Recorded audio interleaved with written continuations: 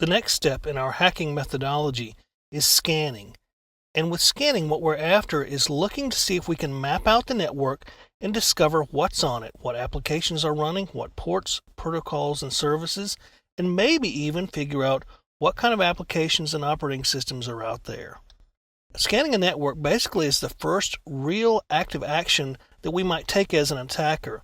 Up until this point, most of the things we've done have been either passive or, at worst, non-intrusive. We really haven't contacted the target very much in an intrusive way.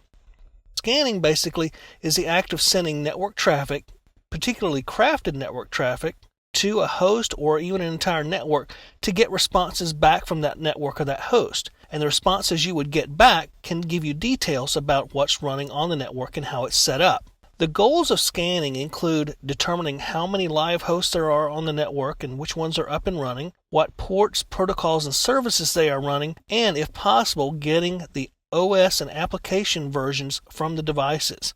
If we have all this information, what we want to do is use it to figure out what vulnerabilities are out there for the hosts and the network. Now, we can scan over basically any network connection, but often, unfortunately, we'll wind up scanning across the internet, so we'll be going through a wide range of devices. So some of the information that you got during the footprinting stage will be helpful. The IP address of the target, the DNS domain name, and so forth. You also could scan via a wireless network if you're within range of that particular target network and they use wireless. Now, targets are the network devices and the hosts. The goal is to get port, protocol, service information, and even banner information so that we can figure out what the possible vulnerabilities are. When we say banner information, some applications and operating systems actually give up a little bit about themselves when you do a scan. In other words, you can scan a particular box, and depending upon the operating system or application that's running on it, it might give up something like an error message or a response that you could use to figure out what's actually running on the box.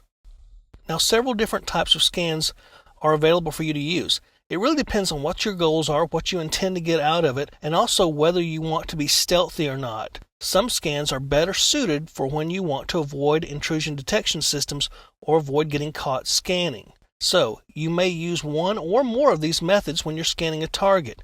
You don't have to limit yourself to one method.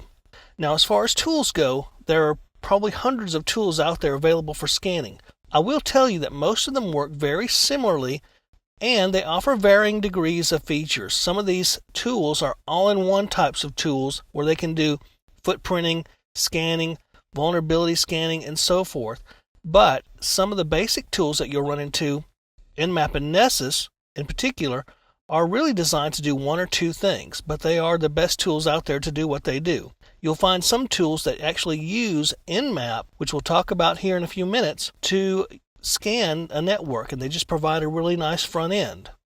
One of your goals also should be to avoid detection by intrusion detection systems, as I mentioned earlier. In some cases, you may not care if people know if you're scanning them, but in a lot of cases, you will. You'll want to be able to scan without getting caught.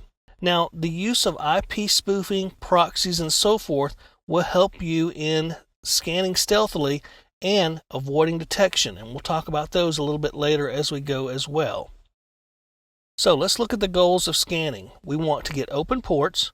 We want to get closed ports even, because if the port is closed, that can tell us a little bit of information. In some cases, it can help us determine what the operating system is based upon whether the port is open or closed. We also want protocol information. We want to know if it's running HTTP or FTP, for example. Any network services that are out there, DNS, for example, that would help us to understand what's going on in the network.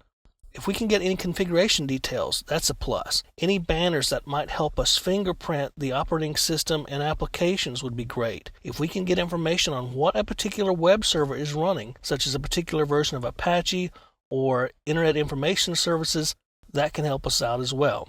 Because obviously once we get this information, then we can start researching vulnerabilities to figure out what we can do, what attack vectors we can take. Now, some of the techniques we'll cover over the next several segments include things like full open scans, where they're a little bit noisy and we don't care if we get caught, but also we'll talk about half open and stealth scans, which are usually used to avoid detection. We'll talk about TCP flag scans, ICMP and UDP scans, and we'll cover a little bit about evading IDSs, spoofing your IPs, and the use of proxies. We'll talk about all these things over the next several segments when we discuss scanning. We'll also give you some demonstrations on two of the popular scanning and vulnerability scanning tools, Nmap and Nessus. So we've got a lot to talk about over the next several sessions.